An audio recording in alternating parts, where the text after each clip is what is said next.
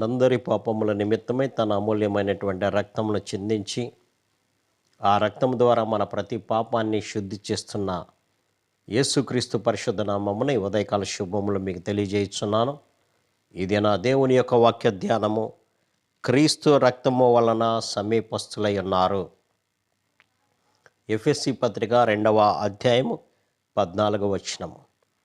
అవును ప్రియులారా, ఈ క్రీస్తు చిందించినటువంటి రక్తము వలనే మనము దేవుణ్ణి సమీపించేటువంటి, దేవుని యొక్క రాజ్యంలో చేరేటువంటి, ఆనందకరమైన సంతోషకరమైన వేదన భరితము లేనటువంటి స్థితిలో ఉన్నటువంటి ఆయన రాజ్యంలో చేరేటువంటి ఆధిక్యతను ప్రభు తన యొక్క రక్తమును చిందించడం ద్వారా మనందరికీ దయచేశాడు.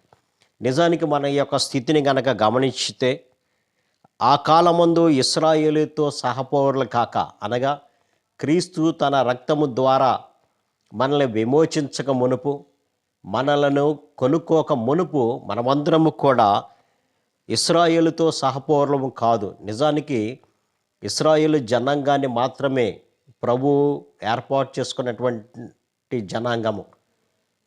ఆయన బిడ్డలుగా వారు మాత్రమే ఉండేటువంటి వారు. అందుకని ఇక్కడ సహపౌరులు గాక మీరందరూ కూడా పరదేశులను, వాగ్దాన నిబంధనలు లేని పరజనుల్లాగా ఉన్నారు. ఏ వాగ్దానము? నిత్య రాజ్యము నేను ఇస్తాను అనేటువంటి వాగ్దానము.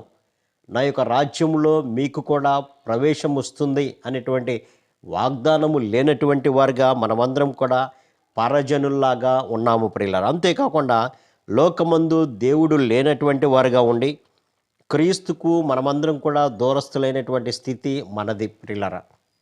అయినను మెనుపు దూరస్తులైనటువంటి మీరు ఇప్పుడు క్రీస్తు యేసునందు ఆయన రక్తం వలన సమీపస్తులై ఉన్నారు. పూర్వకాలంలో ఇశ్రాయేలీయులకి అన్య జనాంగానికి మధ్యన ఒక అడ్డుగోడలాగా ధర్మశాస్త్రం అనేది ఉండేది ప్రియులారా.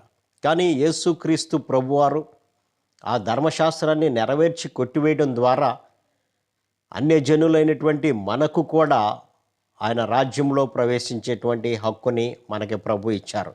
అందుకని కింద వచనాలు కూడా మనం గమనించినప్పుడు, తన సిలువ వలన ఆ ద్వేషమును సంహరించి దాని ద్వారా వీరిద్దరిని ఏకముగా చేసి దేవునితో సమాధానపరచవలెనని ఎలాగూ చేశాను కనుక ఆయనే మనకు సమాధానకర్త అయి ఉన్నాడు.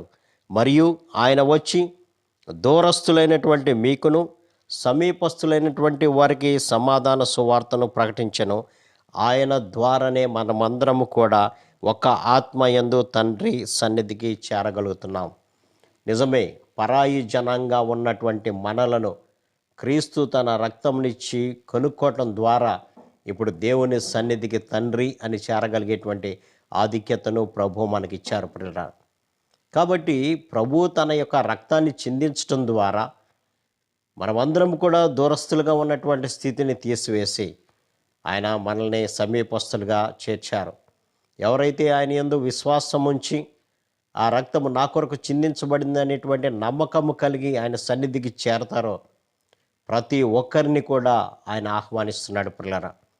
ఆయన రక్తమే లేకపోతే మనమందరం కూడా పరాయి జనులుగాను, వాగ్దానము లేనటువంటి వారు కనుక నిత్య రాజ్యము నేను మీకు ఇస్తాను అనేటువంటి వాగ్దానము లేనటువంటి వారుగా, దేవుడు లేనటువంటి వారుగా ఈ లోకంలో పరాయిస్తులుగా బ్రతికాం. కానీ ఇప్పుడు ఆ క్రీస్తు రక్తము ద్వారా ఏదైతే క్రీస్తుకి అన్య జనాంగానికి ఉన్నటువంటి ధర్మశాస్త్రాన్ని ఆయన నెరవేర్చడం ద్వారా కొట్టివేశారో, తద్వారా మన ఉభయులను ఆయన ఏకము చేసి మనందరినీ కూడా తండ్రి వద్దకు తీసుకువెళ్ళడానికి ప్రభు సిద్ధంగా ఉన్నాడు ప్రియులారా.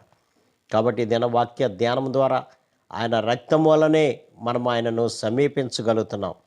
లేదంటే ఆ సమీపించేటువంటి ఆధిక్యత మనకి ప్రభు ఇవ్వలేదు. కానీ ఎప్పుడైతే మనమందరం కూడా ఆ రక్తంలో కూడా కడగబడుకుంటామో అప్పుడే తండ్రిని తండ్రి అని చేరగలిగేటువంటి ఆధిక్యతను ప్రభు ఇచ్చాడు. కాబట్టి దినవాక్య ధ్యానం ద్వారా ఆయన రక్తం ద్వారా మన సమీపస్తులుగా ఉన్నటువంటి సత్యాన్ని గమనించినటువంటి వారుగా ఆయన రక్తంలో మనం కడుక్కుందాం.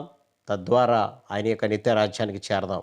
అట్టి కృపా పరిశుద్ధాత్మ దేవుడు మనందరూ దయచేయను గాక. ఆమేన్. ప్రార్థన. సర్వశక్తుడా, ప్రేమ గల మా తండ్రి, మీ రక్తం ద్వారానే నాయన మునుపు దూరస్తులైనటువంటి మమ్ములను మీకు సమీపస్తులుగా చేశారు ప్రభా. అందుని బట్టి మీకు వందనాలు తండ్రి.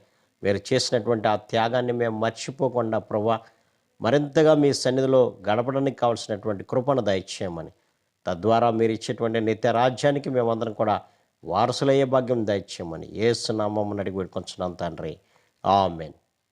God bless you.